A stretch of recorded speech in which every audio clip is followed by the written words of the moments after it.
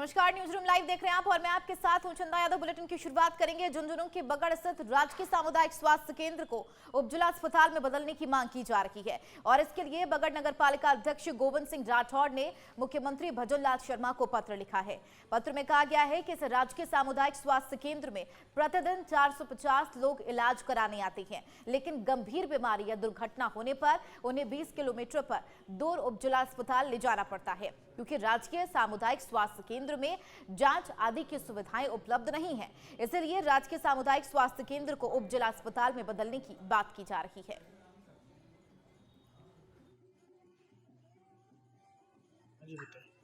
आज पिरामल सामुदायिक स्वास्थ्य केंद्र को उप जिला अस्पताल बनवाने के लिए माननीय मुख्यमंत्री जी को पत्र लिखकर मांग की है, क्योंकि बगड़ के आसपास लगभग 30 गांव पड़ते हैं और यहाँ की ओपीडी भी कम से कम 450 के लगभग रहती है।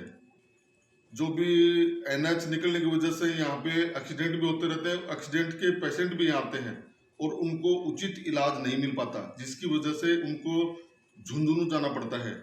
तो हमने मांग की है मुख्यमंत्री जी से कि आप बगड़ सीएचसी को उप जिला अस्पताल बनाने की कृपा करें, ताकि बगड़वासियों को नहीं अपितु 30 गांव के लोगों को इसका लाभ मिल सके और जो एक्सीडेंट केस आते हैं या कोई इमरजेंसी केस आते हैं उनको भी यहाँ पर उनको उचित इलाज मिल सके। इसके लिए हमने आज माननीय मुख्यमंत्री जी गुहार लगाई है और उनको पत्र लिखकर हमने मांग की है। हम चाहते हैं कि ये मांग हमारी तुरंत मुख्यमंत्री स्वीकृत करेंगे। भरतपुर के ग्राम उरौली कला के पास रेवाड़ी से कानपुर जा रही हिंदुस्तान पेट्रोलियम की पाइपलाइन पर डीजल लीक होने और आग पर काबू पाने का मॉक ड्रिल किया गया है। मॉक ड्रिल के मुख्य अतिथि एडीएम, उपखंड अधिकारी, थाना प्रभारी, एम्बुलेंस और फायर स्टेशन मौजूद रखे। हिंदुस्तान पेट्रोलियम के उप महाप्रबंधक श्री सुदीप घोष ने मॉक ड्रिल के दौरान मौजूद ग्रामीणों को बताया कि कंपनी में कभी भी कोई काम रात के समय नहीं किया जाता। अगर रात में कोई काम किया जाता है तो संबंधित थाना और कंपनी को टोल फ्री नंबर पर फोन करके सूचना दें।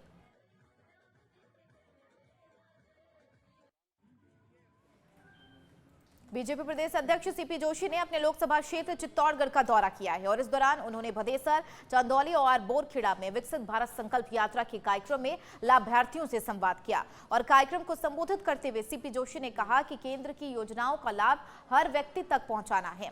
वहीं उन्होंने रामलला प्राण प्रतिष्ठा कार्यक्रम के उपलक्ष्य में आयोजित 24 कुटिया हवन में आहुति देकर प्रदेश की खुशहाली के लिए प्रार्थना की है।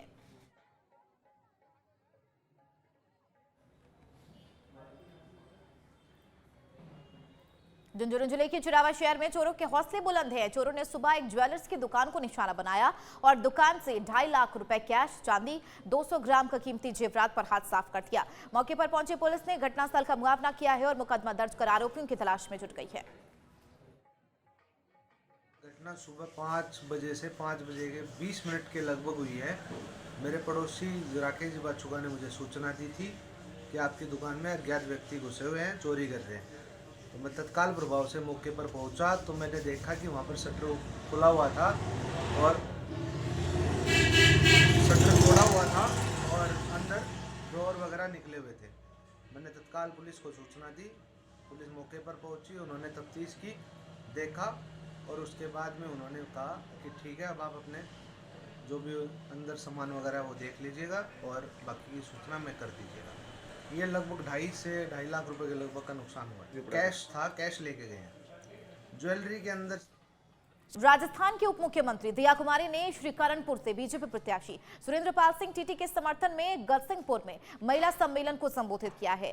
गांव से हजारों की संख्या में लोग पहुंचे। दिया कुमारी ने कहा कि महिला उत्पीड़न पूर्ण रूप से बंद होगा। उन्होंने कहा कि राजस्थान में नशा अधिक बढ़ गया है, जिसके लिए बीजेपी सरकार नशा मुक्ति के लिए अलग से काम करेगी और नशे की बीमारी को जड़ से उखाड़ने का काम किया जाएगा।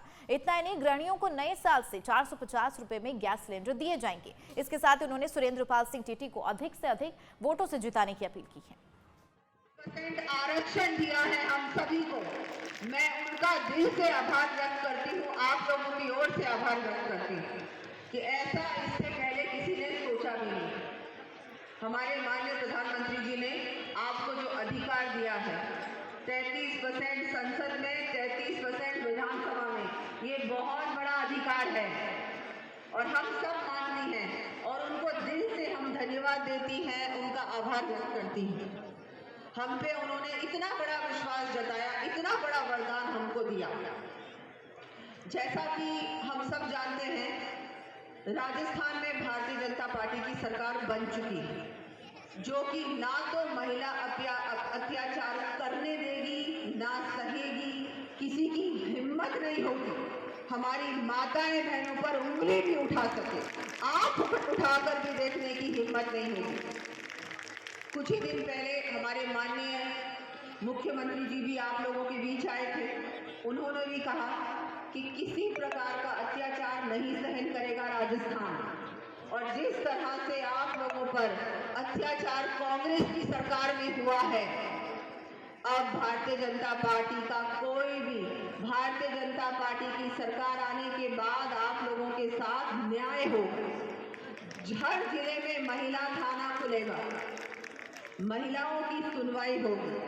कहीं भी कोई अत्याचार की घटना अगर सामने आएगी तो मेरी माताएं बहनें, मैं आपको वादा करती हूँ कि दिया कुमारी आपके साथ खड़ी होगी, आपके दुख में, आपके सुख में। और आज ये मंच देखिए, ये मंच देखिए, यहाँ सिर्फ और सिर्फ मातृशक्ति है, तो मातृशक्ति का सम्मान सिर्फ भारतीय जनता पार्टी करती है। खबर अलवर जिले के केंद्रीय कारागार की है, जहां जेल प्रशासन पर कैदियों से रंगदारी मांगने का मामला सामने आया है, जिसके बाद पुलिस उपाधीक्षक मुक्ति यदुवंशी ने जेल में सर्च कार्रवाई की है। और इस दौरान पुलिस को 4 मोबाइल फोन टूटी अवस्था में बरामद हुई है, जिनमें से 1 मोबाइल जमीन के नीचे गड्ढे से और 2 फोन शौचालय से मिले हैं। पुलिस ने इस मामले में 4 कैदियों के खिलाफ मुकदमा दर्ज किया है। वहीं एक कैदी के परिजनों ने जेलर और अन्य कर्मचारियों पर रंगदारी मांगने का आरोप लगाया है। और इस कैदी के परिजन मामले को लेकर जिला कलेक्टर अविचल चतुर्वेदी और इसके साथ ही अतिरिक्त पुलिस अधीक्षक डॉक्टर तेजपाल से मिले थे, जिसके बाद एएसपी के नेतृत्व में टीम का गठन किया गया था।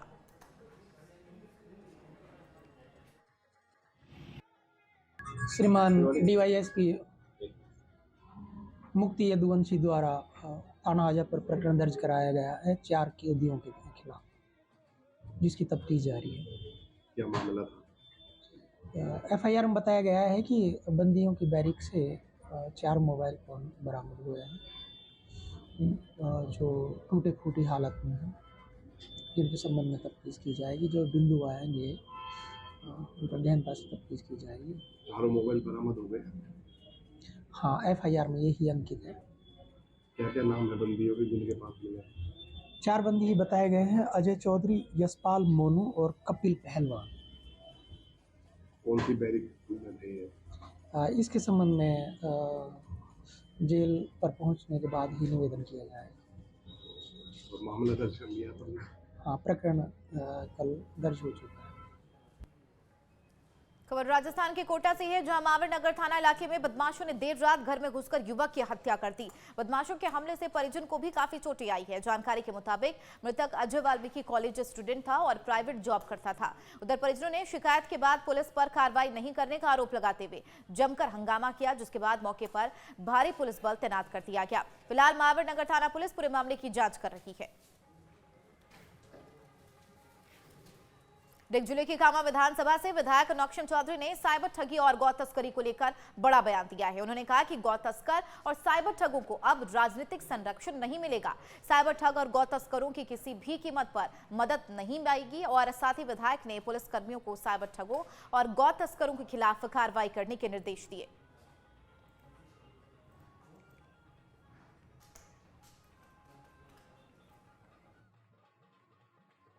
पुलिस कार्रवाई करेगी। निर्दोष होगी, वो काम होगा। 5 ले जाती कोई दर्द नहीं थी, 5 ले जाती तो हमारे कोई दर्द नहीं है। 4 क्यों छोड़े? 4 छोड़ दे साहब, 4 ना जाए कुछ भी नहीं।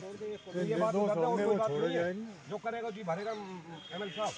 ये बात हकीकत है। तो पुलिस से ये बात करेंगे, पुलिस से बात करेंगे, जो होगा जायज होगा जी। ऑलराइट, 2 मिनट में हमारे पे मदद करने की हमारे पास ना मदद होगी परिवार में। स्कूल में पीछे बैठे मैं अभी बता रही हूँ, थोड़ा हमारे पास ना है, हमारे बहुत सुंदर। खबर आबू रोड से है, जहां अवैध शराब को आबू रोड रिको पुलिस थाने से के पास नष्ट किया गया। रिको पुलिस ने कार्रवाई कर अभी तक जब्त अवैध शराब को जेसीबी रोल चलाकर नष्ट किया है। न्यायालय के निर्देश पर अधिकारियों ने नष्ट करने की कार्रवाई की है और इस दौरान सिरोही आबकारी और पुलिस विभाग के अधिकारियों की मौजूदगी में पूरी कार्रवाई को अंजाम दिया गया। बताया चले, अवैध अंग्रेजी शराब के करीब 5000 कार्टन को नष्ट किया गया है।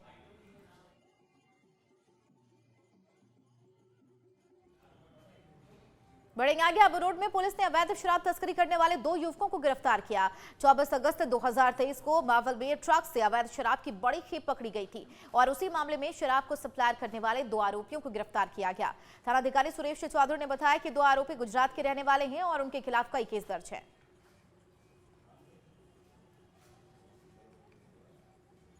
अलवर जिले के सरस डेयरी में एक बार फिर मिलावटी दूध पकड़ा गया है। सुबह डेयरी के चेयरमैन विश्राम गुर्जर और डेयरी प्रबंधन के द्वारा एक टैंकर को पकड़ा गया।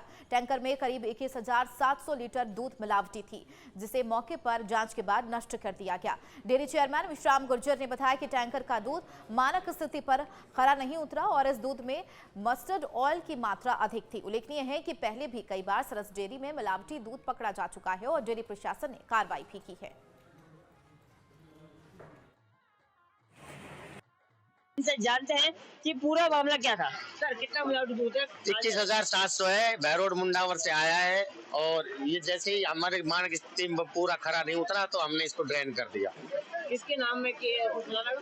हाँ, ये एक सतेंद्र है, पुत्र शेर सिंह, उसके नाम में टैंकर है और इसको हम ड्रेन कर रहे हैं। कब पता लगा ये? कल दिन में ही पता लग गया था।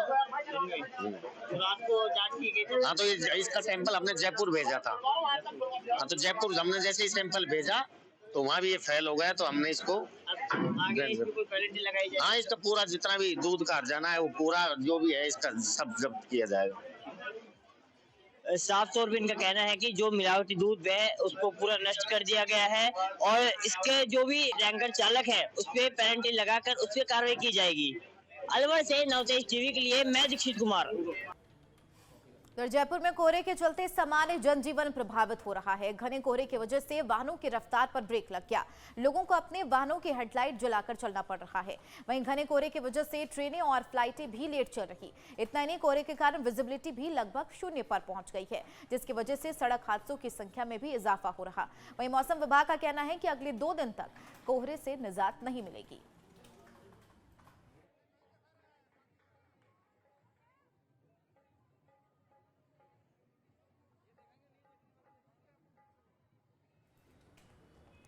उधर अलवर सिकंदरा मेगा हाईवे मार्ग स्थित साधन का आवास में गौ तस्कर ने फायरिंग की घटना को अंजाम दिया है। आरोपी फायरिंग करते हुए फरार हो गया। एएसआई हीरालाल मीणा ने बताया कि गश्त के दौरान सूचना मिली कि डिगापड़ा गांव के पास गौ तस्कर एक वाहन में गौवंश को भरकर ले जा रही हैं, जिसके बाद मौके पर पहुंचे पुलिस को आता देख आरोपी फायरिंग करते हुए भाग गया। पुलिस ने जब गाड़ी की तलाशी ली तो उसमें करीब 9 गौवंश पाए गए हैं, जिनको पुलिस ने गौशाला पहुंचा दिया है, जिसमें एक पशु पाया गया। वहीं मृत गाय को पोस्टमार्टम के लिए भेज दिया गया है।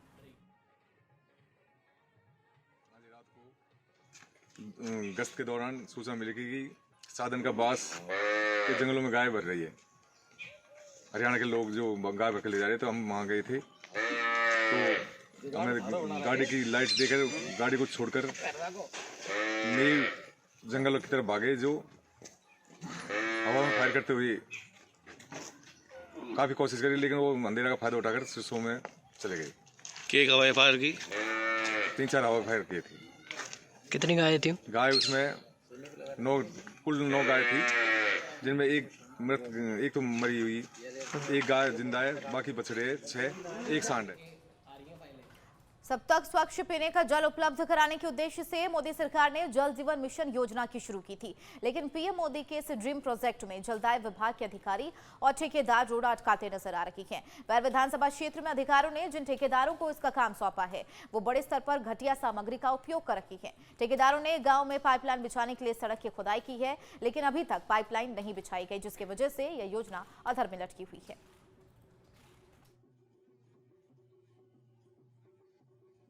सलेमपुर खुर्द, तहसील वसावा, जिला भरतपुर। हम सलेमपुर खुर्द में वाटर वर्क्स की टंकी बनी है जो चचाती है, पानी भरते हैं उसमें। गाँव में पानी की सप्लाई बंद पड़ी हुई है। भारत सरकार द्वारा चलाए गए जल जीवन मिशन योजना के तहत भैर विधानसभा के अंदर जो काम हुए हैं एकदम घटिया हुए हैं और कहीं कहीं तो काम भी नहीं हुए। पानी की टंकी खड़ी हुई हैं लेकिन 100 पीस में उनमें कोई पानी नहीं है। गांवों में जो पानी की व्यवस्था चरमरा रही है, कांग्रेस के भ्रष्टाचार के कारण वहाँ पे घर घर मिशन योजना के तहत जो पानी आना था वो कहीं नहीं पहुँचा है। कोई सी भी पंचायत में पूरा काम नहीं हुआ है तो ठेकेदार और आला अफसरों की भ्रष्टाचारी कारण वो रुका हुआ है। प्यार और करियर के बीच संघर्षों की कहानी। जयपुर में जवाहर कला केंद्र के पाक्षिक नाट्य योजना के तहत प्रेम पतंगा नाटक का मंचन किया गया। विमल चंद्र पांडे की कहानी पर आधारित इस नाटक का निर्देशन सौरभ अनंत ने किया है। यह नाटक कॉलेज में पढ़ने वाले छात्र मुरारी और वेदिका के प्रेम और संघर्षमयी जीवन की कहानी है। यह एक यथार्थवादी नाटक है, लेकिन नाटक के बीच बीच में हास्य और व्यंग्य के पुट भी जोड़े गए हैं। नाटक प्रेम पतंगा में अंकित पोरोचे और मुरारी और श्वेता केलेकर ने वेदिका का किरदार निभाया है। नाटक में रंग सामग्री और वेशभूषा श्वेता केतकर की है, जबकि गीत संगीत हेमंत दिवलकर ने दिया है। नाटक में लाइव म्यूजिक के साथ शिल्पकला और मूर्तिकला के अंश भी देखने को मिले।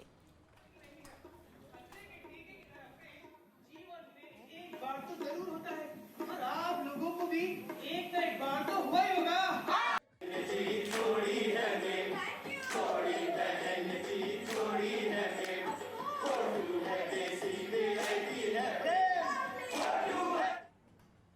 राजस्थान में आज मंत्रिमंडल का विस्तार होगा। दोपहर 3:15 पर राज्यपाल कलराज मिश्र नए मंत्रियों को शपथ दिलाएंगे। मंत्रिमंडल के नामों पर फाइनल मुहर शुक्रवार शाम दिल्ली में लगी है। शपथ से पहले सीएम भजन लाल राज्यपाल कलराज मिश्र से मुलाकात करने राजभवन पहुंचे और मंत्री पद की शपथ लेने वाले विधायकों की लिस्ट सौंपी है।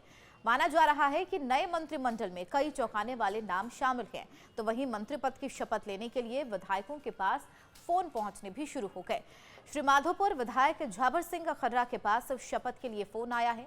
झाबर सिंह ने इसकी पुष्टि भी की। उन्होंने कहा, भाजपा नेतृत्व का आभार जो उन्होंने मंत्री बनाने योग्य समझा। आपको बता दें, मंत्री बनने वाले विधायक पहले बीजेपी ऑफिस पहुंचेंगे। बीजेपी ऑफिस से मंत्री बनने वालों को तिलक लगाकर रवाना किया जाएगा।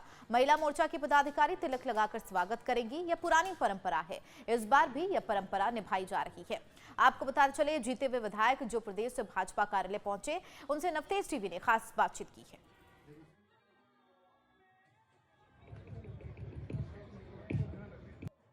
आपकी तरह हूँ और शपथ ग्रहण समारोह में बधाई देने के लिए आया हूँ जो नए मंत्री बन रहे हैं उनको। कार्यकर्ताओं ने तो आपको बधाई दे दी है?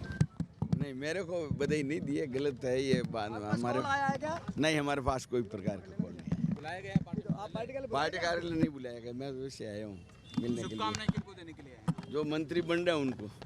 आप भी मंत्री बन रहे हैं?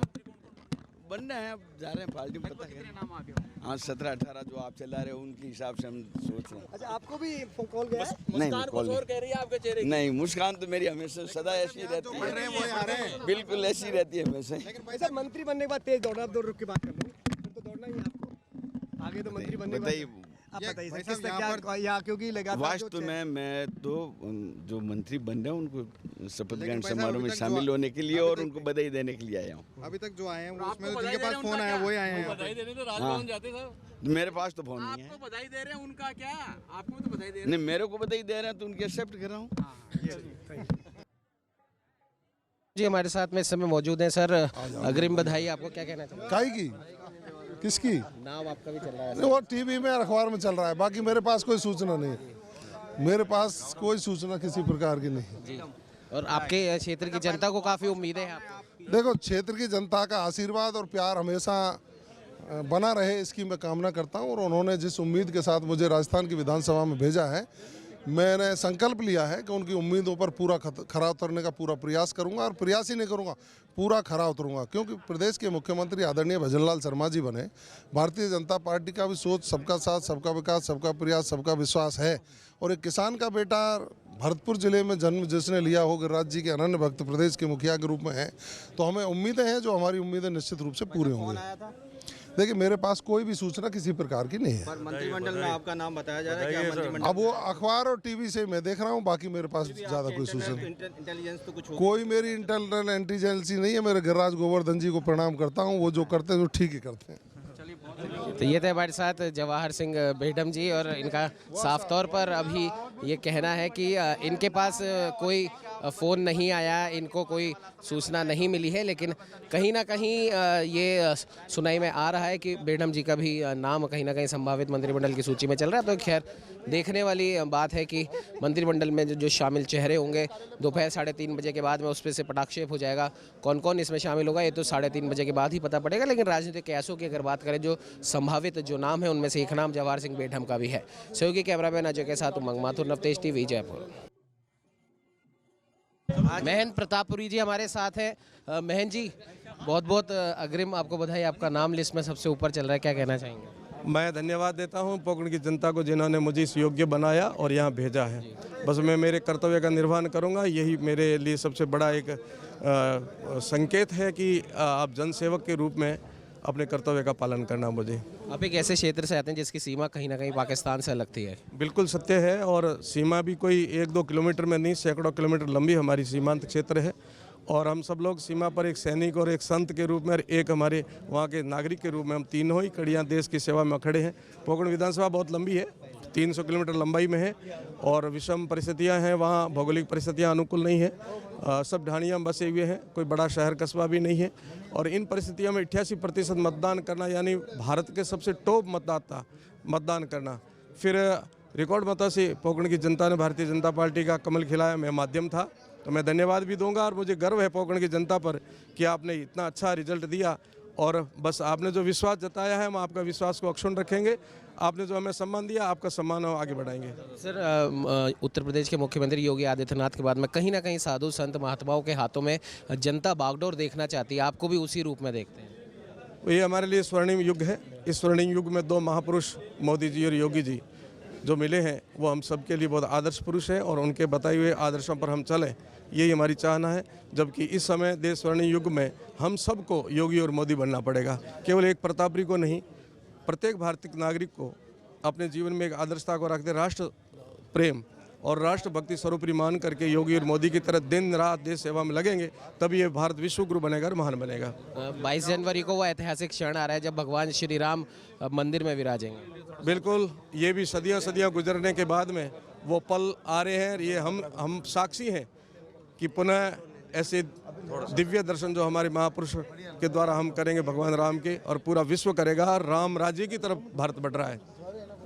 तो ये थे हमारे साथ महंत प्रतापपुरी जी। इनका साफ तौर पर ये कहना है कि भले ही जो फ़ोन आने की जो बात जो कही जा रही है उसके बारे में इन्होंने कुछ कंफर्म नहीं करा, लेकिन सूत्रों के हिसाब से ये खबर सामने आ रही है कि महंत प्रतापपुरी जी के पास में फ़ोन आ चुका है। इन्होंने कहा है, इस बात पर इन्होंने कहा कि संगठन जो भी जिम्मेदारी देगा वो सहर्ष इन्हें स्वीकार है, और भारतीय जनता पार्टी को कहीं ना कहीं आगे ले जाने में और पोकरण जिस धरती से ये आते हैं उस धरती का विकास करने में कहीं ना कहीं ये अपना पूरा एड़ी चोटी का जोर लगा देंगे। और पाकिस्तान से अड़ती हुई वो सीमा है, कहीं ना कहीं उस और भी इनका पूरा ध्यान है, और जो भी मुश्किलें जो सीमावर्ती इलाके में जो आती हैं उन तमाम मुश्किलों का इन्हें बखूबी इन्हें ज्ञान है। उन तमाम मुश्किलों को ये दूर करेंगे, और आने वाले समय में जो उत्तर प्रदेश के मुख्यमंत्री योगी आदित्यनाथ की तर्ज पर कहीं ना कहीं पूरा देश और हर एक नागरिक साधु संत महात्माओं कि हम कह सकते हैं कि उनके आशीर्वाद के नीचे वो रहना चाहते हैं। तो वही रूप महंत प्रतापपुरी जी का भी राजस्थान की जनता कहीं ना कहीं देखती है, पोकरण की जनता कहीं ना कहीं देखती है, और उसी को लेकर महंत प्रतापपुरी जी का कहना है कि जो भी पार्टी की ओर से आदेश उनको मिलेंगे उसे वो सदा सर्वदा वो उसकी पालना करेंगे और अपने क्षेत्र की जनता को विकास के एक नए आयाम तक पहुँचाएंगे। सहयोगी कैमरामैन अजय के साथ उमंग माथुर, नवतेज टीवी, जयपुर। बारे विषय जानकारी नहीं। जानकारी क्या आप अभी यहाँ पहुँचे? पार्टी कार्यालय आते, हम रोज आते रहते, पार्टी के कार्यकर्ता है, पार्टी कार्यालय आते ही रहते, और हमारे पार्टी से शीर्ष नेतृत्व जो भी निर्देश मिलता है उसकी पालना करते। नहीं तो शीर्ष नेतृत्व से आपको कॉल तो आया होगा? आएगा तो मैं आपको जरूर बताऊंगा। क्योंकि मंत्री बनते हैं, कामकाज में कितना इफेक्ट पड़ेगा? आपका किस तरह से आया है, कॉल आया है आपके पास? नहीं, वो इसकी मुझे जानकारी नहीं है। जोगाराम जी मंत्री बनते हैं तो सरकार को 4 चांद कैसे लगेंगे, राजस्थान में विकास कैसे होगा? वो तो जो मंत्री बनेंगे वो अवश्य बताएंगे। मंत्री बने या नहीं बने, हम कार्यकर्ता हैं और जनता की सेवा करेंगे, जनता की अपेक्षाओं पर हमेशा खरा उतरने का प्रयास करेंगे। पार्टी नेतृत्व विश्वास जता रहा रहेगी अगर मंत्री बनते हैं तो? वो मंत्री जो बनते हैं वो इस संबंध में सूचना देंगे। क्योंकि आप भी तो कार्यकर्ता के बारे में कह सकता हूँ, हो सकता है मुझे इसकी जानकारी नहीं। आपको जानकारी है तो हो सकता है आपको जानकारी, आपकी जानकारी अधिक। 3:15 बजे कौन शपथ लेंगे आपको लगता है? ये मुझे इस बार विशेष अधिकृत सूचना नहीं। राजभवन तो आप जा रहे हैं? राजभवन तो बुलाएंगे तो जरूर जाएंगे। राजस्थान मंत्रिमंडल का आज विस्तार होने जा रहा है। बीजेपी प्रदेश कार्यालय में जीते हुए विधायकों का पहुंचना लगातार जारी है। तो वहीं चोमू से बीजेपी नेता रामलाल शर्मा भी प्रदेश बीजेपी कार्यालय पहुंचे। उन्होंने नवतेज टीवी से बातचीत करते हुए कहा कि मंत्रिमंडल में शामिल होने वाले विधायकों को मैं बधाई देने आया हूं। साथ ही खुद की भूमिका पर उन्होंने कहा कि मैं पार्टी का एक कार्यकर्ता हूं, पार्टी जो भी आदेश देगी उसकी पालना करूंगा। चोमू से बीजेपी नेता रामलाल शर्मा जी हमारे साथ हैं। भाई साहब, पहले तो बहुत बहुत बधाई, इतने दिन का जो इंतजार था वो आज खत्म हो रहा है। निश्चित रूप से भारतीय जनता पार्टी की सरकार राजस्थान के अंदर बनी है, लेकिन कांग्रेस की गलत नीतियां जो थी वो गलत नीतियों को रोकना पहली प्राथमिकता रहेगी। पेपर लीक एक बड़ा मुद्दा था, युवाओं से जुड़ा हुआ मुद्दा था, और आने वाले समय के अंदर भ्रष्टाचार मुक्त हम शासन दे पाएँ, गरीब को गणेश मानकर उनकी सेवा कर पाएँ।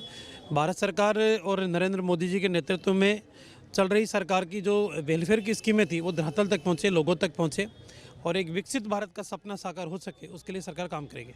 मैं सब 4 जो प्रमुख बीजेपी के नेता हैं जो पिछले 5 साल में जिन्होंने लड़ाई लड़ी है सड़कों पर, उनमें आपका भी नाम है, राजेंद्र राठौड़ साहब, सतीश पूनिया जी, किरोड़ी लाल मीणा जी, लेकिन 3 आप लोगों को हार मिली है, लेकिन उसके बाद भी 2 का नाम तो लिस्टों में माना जा रहा है। क्या आपका भी नाम हो सकता है? देखिए, हम बीजेपी के कार्यकर्ता हैं और मैं तो साधारण परिवार से निकल कर आया हूँ। पार्टी की वजह से मैं यहाँ तक पहुँचा हूँ, और निश्चित रूप से कार्यकर्ता छोटा हो चाहे बड़ा हो, सभी कार्यकर्ताओं के बारे में पार्टी अच्छा सोचती है, अच्छा विचार करती है। पार्टी जिस भूमिका में मुझे रखना चाहेगी उस भूमिका में काम करेंगे। मतलब लेकिन आपके समर्थकों में थोड़ी निराशा ज़रूर हुई थी, लेकिन अपने उन समर्थकों कोई निराशा नहीं है, कोई निराशा नहीं है, पूरी उसी उत्साह जोश के साथ हम काम करेंगे। ये थे हमारे साथ रामलाल शर्मा जी। इनका साफ तौर पर कहना है कि भले ही विधानसभा चुनावों में हार मिली है, लेकिन ना तो इनमें और ना ही इनके समर्थकों में किसी प्रकार की कोई निराशा है, और आने वाले समय में जिस प्रकार से हमने अभी रामलाल जी से भी पूछा, जो तमाम जो चेहरे जो 4 जो सड़कों पर थे पिछले 5 साल में, किरोड़ी लाल मीणा हो, राजेंद्र राठौड़ हो, सतीश पूनिया हो, या फिर खुद चोमू से आने वाले रामलाल शर्मा जी हो, 3 को हार मिली, 1 को जीत मिली, लेकिन उसके बाद भी सतीश पूनिया और राजेंद्र राठौड़ का नाम कहीं ना कहीं किसी न किसी प्रकार की लिस्ट में ज़रूर चल रहा है। रामलाल शर्मा जी से जब ये पूछा गया तो उनका साफ तौर पर कहना है कि पार्टी जो भी आदेश देगी, जो भी उन्हें भूमिका देगी, वो उन्हें सहर्ष स्वीकार होगी, क्योंकि बीजेपी के एक वो सक्रिय और ज़मीनी कार्यकर्ता रहे हैं और आगे भी यही भूमिका वो निभाना चाहेंगे। सहयोगी कैमरामैन अजय के साथ Umang Mathur, Navtej TV, Jaipur. News room live की खबरों में फिलहाल मेरे साथ इतना ही। बने रहना नवतेज टीवी के साथ। नमस्कार।